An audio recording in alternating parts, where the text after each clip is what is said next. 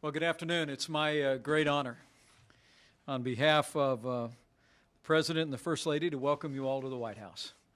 This is a distinguished group of American leaders, governors and members of Congress, and members of our cabinet. And we're grateful to have you all here. You know, for nearly 100 days, President Trump has been delivering on the promises that he made to the American people. The President's been fighting for American jobs every single day since he was elected, putting renewed emphasis on American energy, cutting through a mountain range of red tape from the last administration. And today, the administration outlined the President's vision for tax reform, which will include one of the largest tax cuts for individuals and businesses in the history of this country. Thanks to the President's leadership,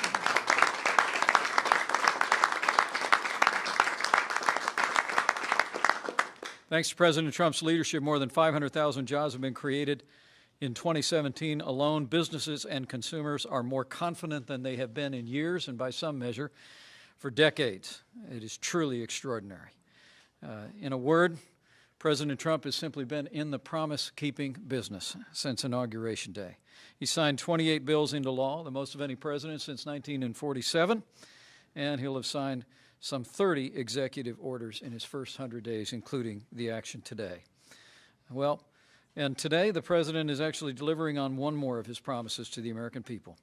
Since day one, President Trump has been working tirelessly to uphold the Constitution and restore the proper balance between the states and the federal government. And that's been especially true with the President's focus on education.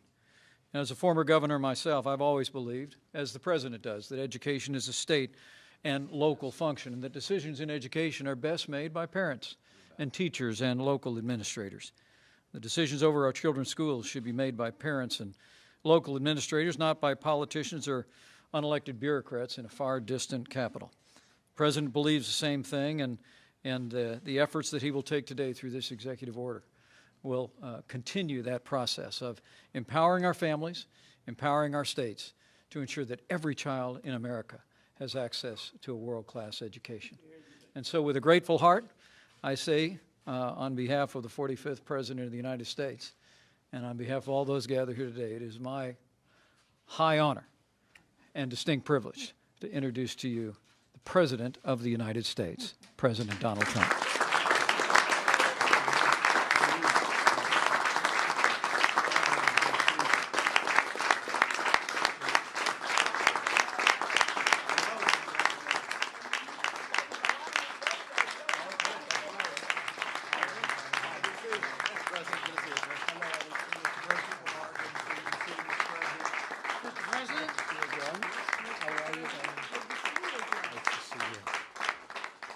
Well, thank you very much, Vice President Pence, who has done an absolutely outstanding job as Vice President. We very much appreciate it. And I want to thank also Education Secretary Betsy DeVos for spearheading our effort to restore state and local control of our schools. Thank you very much, Betsy.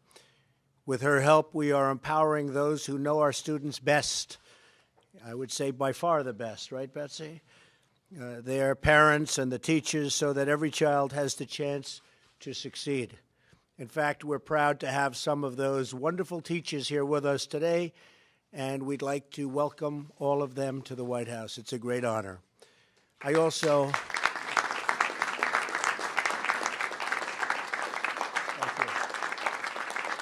Thank you. Thank you very much. I also want to thank members of Congress, local leaders, and governors for joining us here today, including Governor Ivey of Alabama, a new and great governor. He will be fantastic. I've been hearing about you for years in the most positive way, so I'm not surprised that you're governor of Alabama. Congratulations. Tremendous. Governor Branstad, who is soon going to be heading out, I suspect, to a place called China. They love him, I will tell you. They really love the soon-to-be ambassador, but he also loves China. So it was a good combination. I was very happy to put it together. They're looking forward to seeing you. Very much so. Thank you. Thank you, Governor. Governor LePage of Maine, Governor Sandoval of Nevada, Governor Herbert of Utah, Governor Meade of Wyoming, We want to thank you all and everyone else for being with us. It's really an honor to have you in the White House.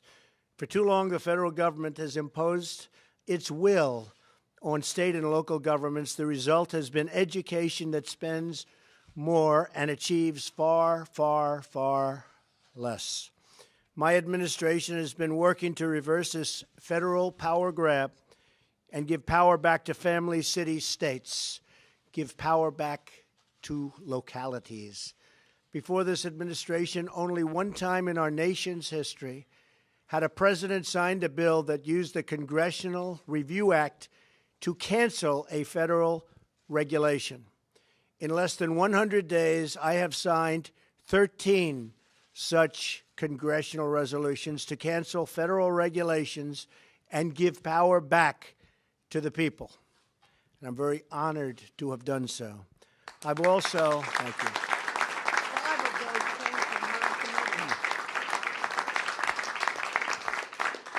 That's true. As you said, 5 have come from your committee. That's exactly right. Good job. I think she's done a good job.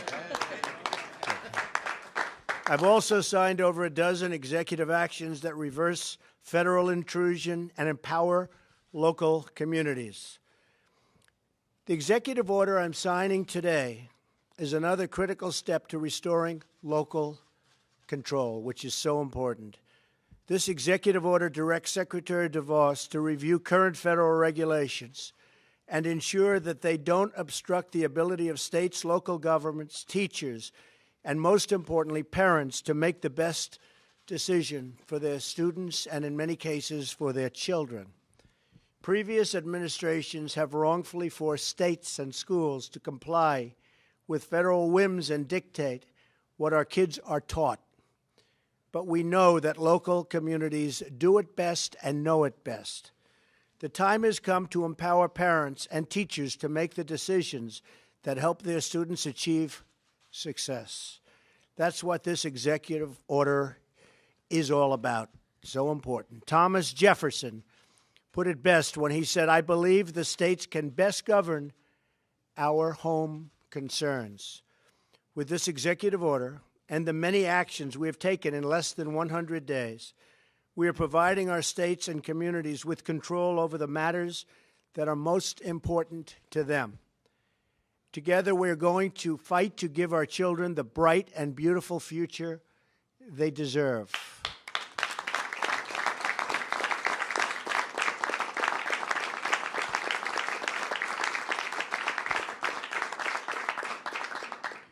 So I want to thank you all. As you know, I'm heading over to a Senate meeting.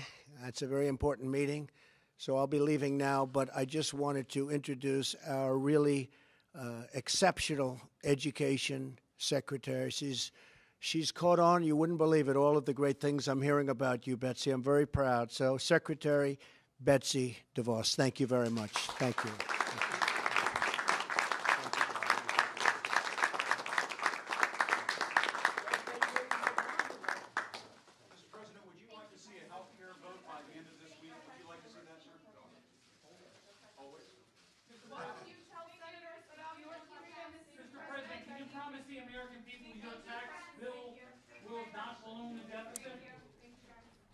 So it has been all of our experience that those closest to the problem are best equipped to solve it.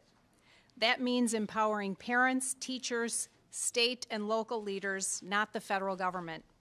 Time and time again, we've seen that one-size-fits-all policies and mandates from Washington simply don't work.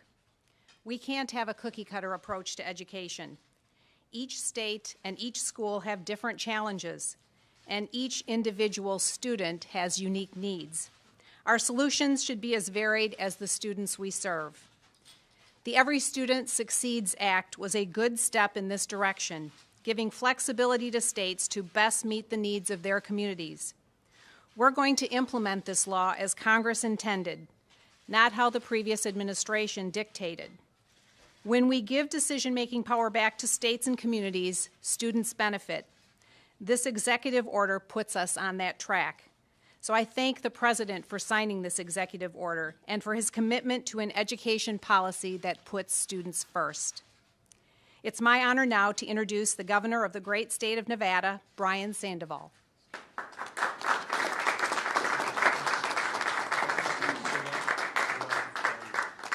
Thank you, Madam Secretary. Mr. President. It's going to be a short speech because I just felt I had to stay here. It just got shorter, Mr. President. Mr. Vice President, members of Congress, my fellow governors, representatives, teachers, educators, it really is a privilege and honor to be with you all today. You know, in my home state of Nevada, I often say that what happens in our schools today will determine the future of our great state. And Mr. President, I know that your action today will empower every state to improve our delivery of education. Most importantly, it will allow governors across the nation to ensure that all states serve all students from all backgrounds. Now, as the incoming chair of the National Governors Association, I know that the governors will collectively continue to act as the national voice on federalism. And as the leaders of education in our states, we look forward to working with this administration to ensure our role is reflected in federal policy. Now, over time, the Department of Education's obligations have grown beyond its initial charge, and many well-intended acts resulted in states feeling more and more constrained by federal rules. Today, Mr. President, your signing of this executive order will place the states back in the driver's seat. Thank you, sir.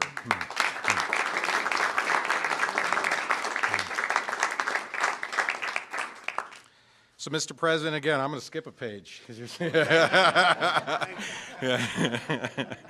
know, Mr. Education for North Korea. Yeah. I like education. This is even better than I hoped for, Mr. President. The Every Student Succeeds Act embodies the vision you have for education and the limited role of the federal government. Mr. President, you have changed the game for the better in the United States of America, and for that, I thank you for your leadership. Thank you, ladies and gentlemen.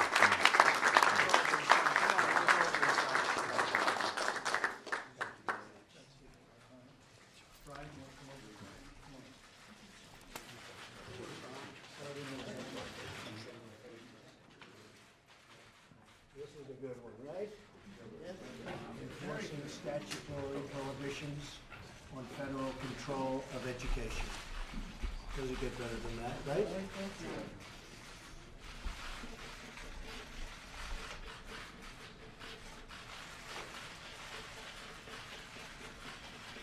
All right, so who should get this pen? Virginia Fine. Or a teacher from Virginia. Yes. You want to do that? Come on. Absolutely.